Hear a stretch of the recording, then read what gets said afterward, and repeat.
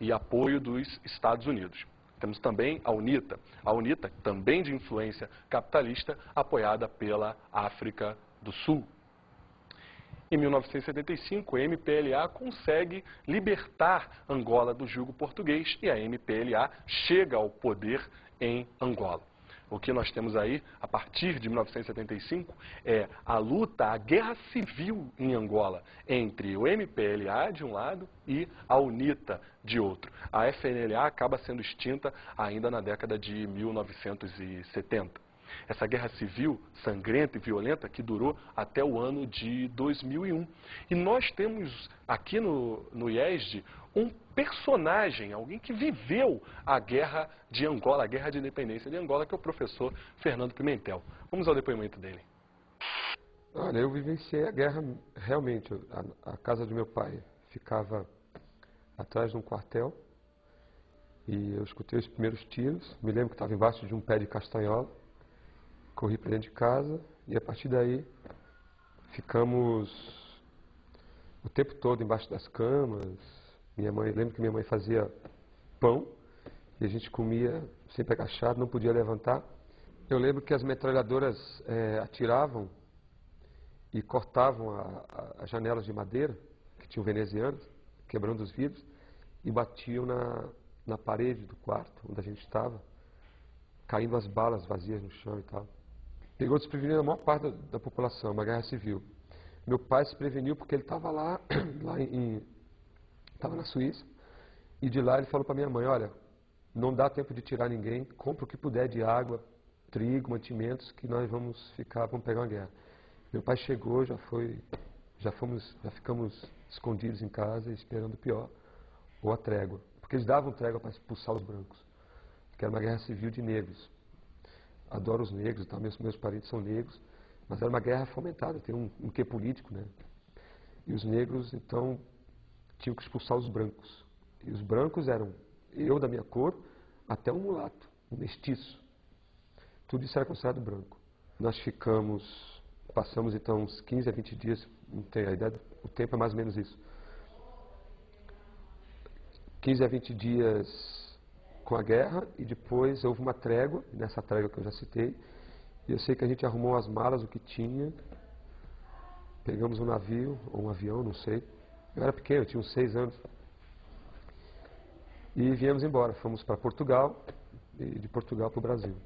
Meus tios, né, relatam para o meu pai que a nossa casa, depois de uma semana ou um mês, eu não sei, ela recebeu uma bazuca, né, um tiro de bazuca e foi para os ares. A gente se salvou por pouco. A gente não sofreu danos assim. É mais psicológico. Eu vi os soldados com as amarras na cabeça, ensanguentados, invadindo. A coisa mais forte foi a invasão dos soldados no nosso quintal, roubando as coisas. E a gente achava que eles podiam entrar na nossa casa. Acho que eles não entraram porque eles achavam que a casa estava vazia. Bem, você viu como a experiência histórica, a participação em fenômenos históricos importantes faz parte da nossa formação enquanto indivíduos. Você mesmo pode fazer uma análise crítica de momentos históricos que você vivenciou, como a derrubada das Torres Gêmeas em 11 de setembro, e aí você visualiza como o mundo se transformou a partir de então. Legal?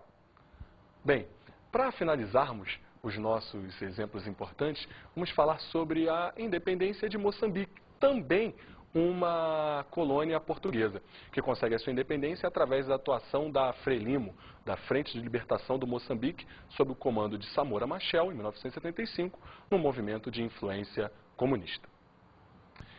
Bem, para finalizarmos a nossa videoaula, o nosso tema descolonização, vamos fazer um breve balanço desse mundo descolonizado de África e Ásia. Bem, embora livres da dominação política das potências europeias principalmente, essas nações de África e Ásia acabaram se inserindo em novas formas de dominação, como a dominação econômica, por exemplo. Acabaram formando o bloco do Terceiro Mundo, como nós vimos na Conferência de Bandung, formada por esses países em processo de subdesenvolvimento. Principalmente no caso africano, as guerras intertribais acabam freando qualquer possibilidade de desenvolvimento econômico, o que faz com que essas regiões tenham que pedir dinheiro emprestado, pedir empréstimos às antigas potências imperialistas.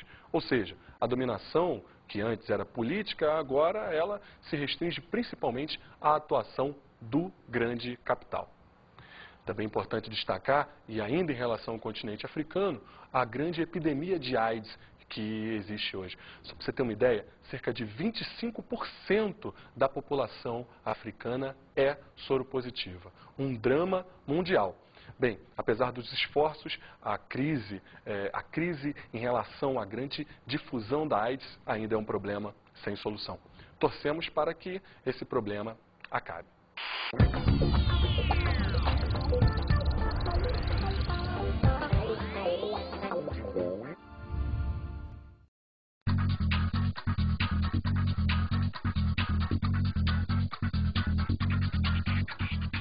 Como dica de estudo, não deixe de ler o livro História das Colonizações, da Companhia das Letras, escrito pelo autor Marc Ferron. Agora, você também deve fazer uma análise crítica do filme Gandhi, de Richard Attenborough.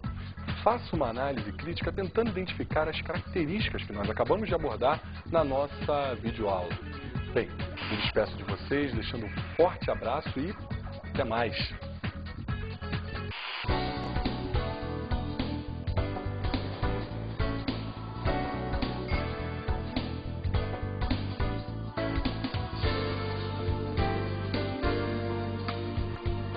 Na aula de hoje estudamos descolonização e terceiro mundo. Vimos o imperialismo sobre a África e Ásia. O imperialismo era a dominação econômica e territorial que as potências europeias principalmente exerceram sobre a África e Ásia em busca de mercados consumidores e matérias-primas principalmente. Analisamos a descolonização da Ásia. Como exemplo de descolonização, de luta contra o imperialismo na Ásia, podemos falar sobre movimentos como o da Índia, liderado por Mahatma Gandhi, e também é importante destacar a guerrilha do Viet Minh no Vietnã, sob o comando de Ho Chi Minh. Não esqueça da influência socialista. E abordamos a descolonização da África. Em relação à descolonização africana, temos que destacar o terrorismo que os argelinos fizeram contra as instalações francesas. Também não podemos nos esquecer jamais do processo de descolonização na África portuguesa, processo que foi tardio diante da ditadura de Salazar, que resistia aos movimentos de descolonização. Bons estudos!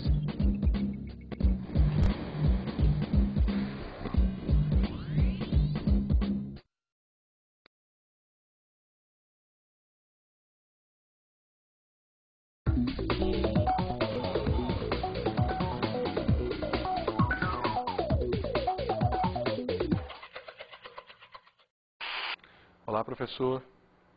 Acho que o trabalho em sala de aula, para melhorar o trabalho em sala de aula, acredito que é fundamental fazer com que o aluno se sinta integrado àqueles fenômenos históricos, trazendo o máximo possível aqueles fenômenos para a realidade local.